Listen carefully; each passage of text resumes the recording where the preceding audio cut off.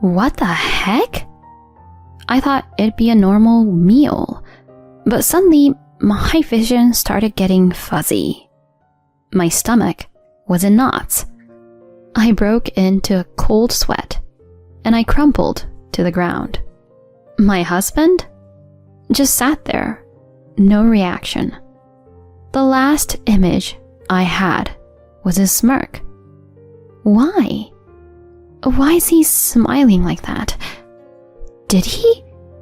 Drifting in and out, his voice broke through. Finally, it's done. I blacked out, not really getting his message. When I woke up, our relationship had shifted big time. My name's Kim, 30 years old. I majored in psychology in college and now work as a middle school counselor. Everyone's got some things they need to work on, whether it's big or small, no matter the age. Issues might seem tiny to one person, but huge to someone else, and the other way around. Back in college, I struggled mentally with social stuff, but found help with an amazing school counselor. She turned my life around, sparking a new dream in me. Before, I was aimless, but she inspired me to pursue counseling. I'm living that dream now and loving it. But it's not just the job. My husband, Dennis, adds to my happiness. We go way back to college days. We connected in a music club, got together at a reunion, and got married 3 years later. With our history, we're more friends than just a couple. He's always been my go-to guy. Now at 30 and married for 2 years, we're at the point of thinking about kids. But intimacy's been sparse lately, probably because he's been swamped with work. I can't let things slide. So I brought it up. Hey, Dennis, there's something on my mind. Got a sec? I caught him on a Saturday night after he'd been working. He let out a sigh and responded. What is it now? I pushed past his tone. So, we're both 30, right? Don't you think we should talk about having kids? Why now? I get back, be from work, and this is what you hit me with? I just thought we should chat about it. Could you pick a better moment? Read the room. I didn't mean to. I'm not in the headspace for this conversation, especially about this. He cut the conversation short with a deep sigh and left the room. This has been his MO lately. We used to talk through anything, no matter how tired he was.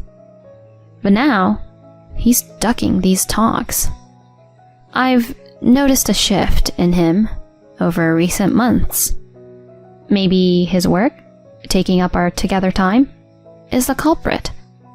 But my efforts to reconnect seem pointless if he doesn't meet me halfway. I do want kids. But first, we've got to be on solid ground. The following day, he didn't get out of bed until the afternoon. Once he finally showed up in the living room, I tried again. Look, I'm sorry about yesterday, but we've been drifting apart. I was hoping we could get back to spending quality time together, like old times. From kids to this? Can't you see I'm buried in work? I know you're slammed, but working late every night and the weekends? It's a lot. Can't you clock out at a normal hour once in a while? Man, you never let up. You get why I'm doing this, right? For us. I'm grateful. Really, I am. But I'm working too. So you don't need to burn yourself out. Enough. Let's shelf this for now. With that, he snagged his wallet and phone and split. As the door shut behind him, I felt this tightness in my chest release, and the waterworks started. Why? Why is he acting this way? I just wanted us to get back to how things were. His words echoed in my head as I cried, the tears just pouring out. That day, I sobbed like I hadn't in ages, and it was just the start of a much bigger storm. Morning greetings? Gone. If I said dinner was ready, he'd bail. My attempt to bridge our gap had backfired. Instead of getting closer, we grew even more distant. One weekend, with him off working again, I was left to my own devices.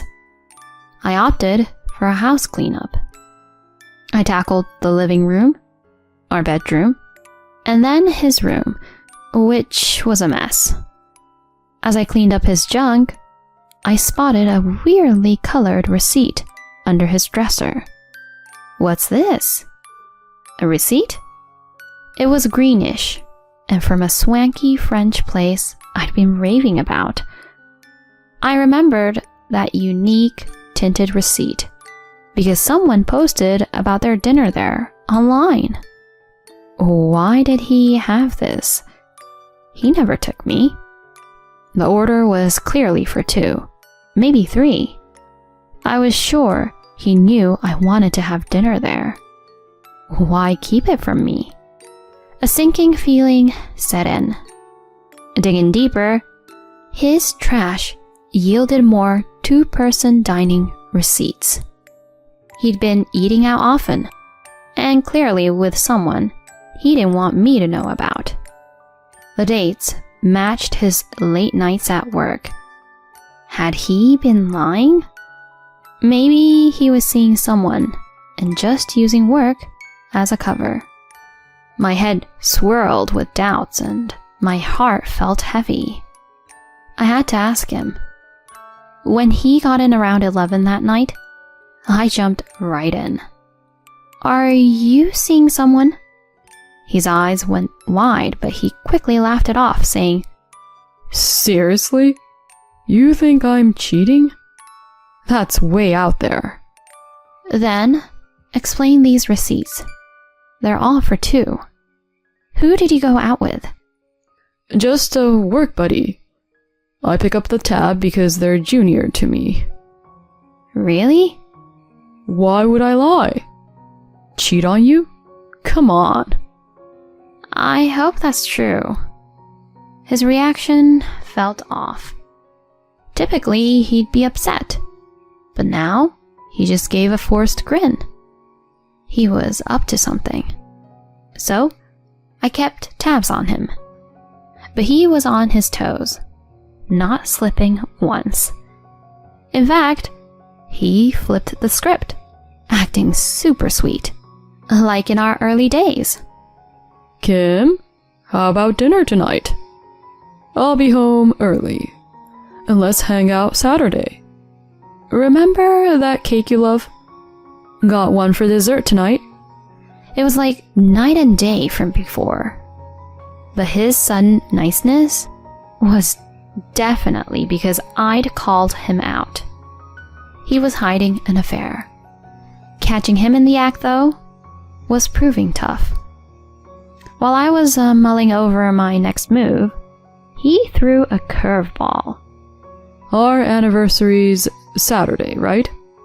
I've got it all covered. Let's make it special. You're doing everything? Yeah, I've been a pain recently, I'll take care of everything. Wine, snacks, the works. That's sweet, but why the sudden plan? Just want to show you I care. Is that okay? I couldn't shake this uneasy feeling. Something felt off. To be on the safe side, I gave my folks a heads up, asking them to check in if they hadn't heard from me by Saturday night. Finally, our anniversary day came. Per Dennis's suggestion, I caught a movie after work. When I got back, the table was set with dishes and wine. Welcome home, Kim. Everything's set, he said, flashing an odd smile. I thanked him, but hesitated before sitting. The dishes smelled amazing, but I wasn't hungry. Aren't you eating? He asked, looking genuinely confused. I just shook my head. He smirked, then poured me a glass of wine. Forget the food for now. Try this wine. Got it just for you. Wait, the bottle was already open. I opened it earlier to let it breathe. Go on, have a drink. All right, thanks. It was strange how he kept pushing the wine. Suspicious, I faked a sip, then snuck a quick bite. Suddenly, everything went haywire. What the heck? I thought it'd be a normal meal. But suddenly, my vision started getting fuzzy. My stomach was in knots. I broke into a cold sweat, and I crumpled to the ground. And Dennis just sat there, no reaction. The last image I had was his smirk. Why? Why is he smiling like that? Did he? Drifting in and out, his voice broke through. Finally, it's done. What did he mean by done? What is he talking about? Desperate for answers, I tried speaking, but couldn't. He looked downright ecstatic, saying, You can join me now. Just us. No more distractions. We're together forever. Yeah, I love you too. In that moment, my love for him froze over. It clicked. He must have spiked the food. His plan was to harm me from the start. Before I could process this, darkness took over. Waking up, I found myself under a soft-hued ceiling. I heard my parents exclaim, Kim! Mom, Dad. Thank goodness. We found you out cold. We were so scared. Thanks for coming. Where's Dennis? They hesitated and looked to the side. I sat up, following my dad's gaze, and was shocked to see my injured husband beside an unknown young woman on the bed. My dad filled me in. Dennis tried to land you in the hospital with something in that wine. The woman is his secret girlfriend. The wine? Yeah, doctors didn't find anything harmful in you. It seems you had a stress-caused ulcer. So the sharp pain wasn't his doing? No, just a strain of being with him. If you'd really drunk that wine, it could have been bad. Why does he look so rough? We got into it. Landed a couple on him. We're handing him to the cops soon. As my dad spoke up, Dennis's face went ghost white. In a sudden bout of desperation, he dropped to his knees, begging my dad. Hold on. Isn't getting the police involved a bit much? I mean, Kim's all right. Excuse me? We all know what you tried to pull on our daughter. Acting clueless won't cut it. She's been through hell because of you. We've got that wine as evidence. Hand that over, and you're toast. Hold on. If this gets out, I'll lose my job. My family will suffer. Not our problem. You teamed up with her, pointing at the mistress, and did this to our Kim. Unforgivable. My rattled husband then looked at me, his eyes big and pleading like a puppy left out in the rain. Please, I'll make it right. Name your price. So please. I'd made up my mind. No room for leniency for a guy who couldn't even muster an apology. I shrugged him off and shot back. Your money? Not interested. An I'm sorry would have been a start. Knowing I didn't have a child with someone like you? Dodged a bullet. Please, I'll apologize. Give me a chance. Too late. Whatever you say, the ship's sailed. Face the music, you jerk. And I doubt there'll be a welcome mat waiting for you after you're done doing time. No, help me out. As Dennis pleaded, the cops my dad had called showed up and carted him and his lover off. They both ended up behind bars. He got fired, and I got a lawyer, filed for divorce, and claimed damages. Not sure how long he'll be locked up, but I'm betting there won't be a place waiting for him when he's out. Frankly, he brought this on himself. He's gonna pay for what he did. Meanwhile, I quit my job to steer clear of any reminders of my ex. Moved to a neighboring state and landed a gig as a hospital-based clinical psychologist. From here on, it's all about me. I owe a ton to my folks for having my back that day. My plan is to take care of my parents and live my days in peace.